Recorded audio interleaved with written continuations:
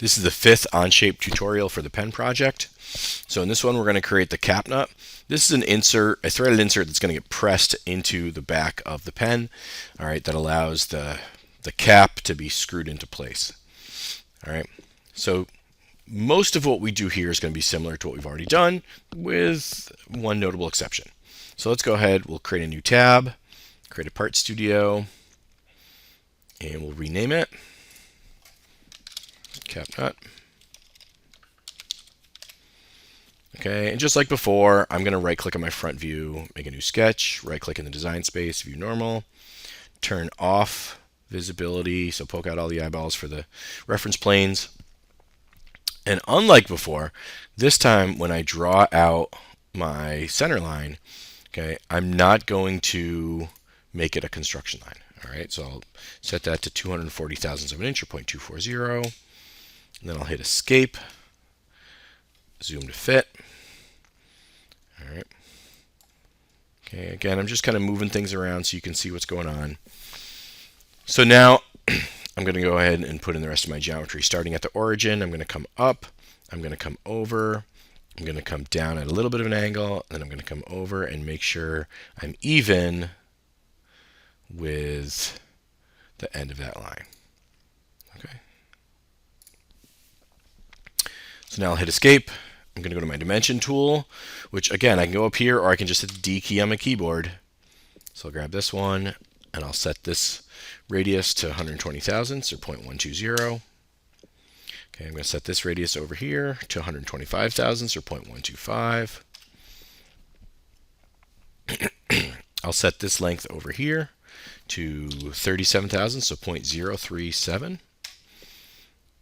And then this one here is set to 175 thousandths, 0.175.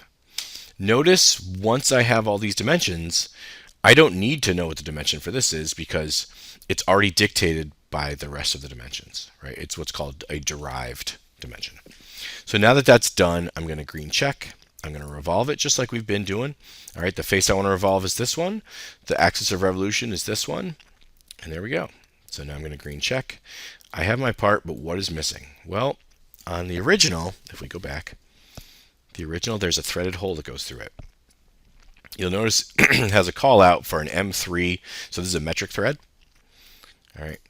So instead of trying to draw that in when we do the revolution, because this is a threaded feature, we want to draw this using the hole feature. All right. So it gives it all of the necessary information for it being a tapped hole.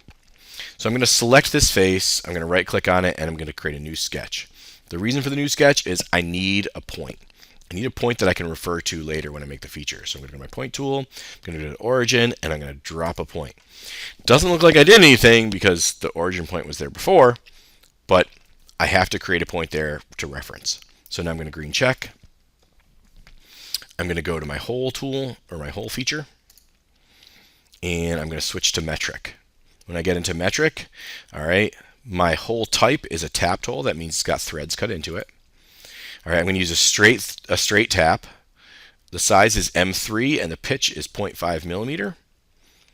Okay, where I want this is going to be at this point that I just dropped in the last sketch. Okay, my merge scope means like what part am I merging this feature to, and so that automatically picks up the part, which is fine. Okay, and it's going to cut through the whole thing. Okay, if I don't see anything cut, check. You may have a mismatch in your direction. All right, and flipping that will fix it. It's set to tap through all, which is what I wanted. So now I'm going to green check. It doesn't look like much, right? It doesn't look like it's a threaded hole, and that's because of the way the computer is rendering it to save memory, to save video memory. But it is a tapped hole, and when you create any sort of technical documentation later on, it'll automatically pick up on that fact. Okay, so now I'm going to delete the previous one I made, and you're ready to move on to the next part.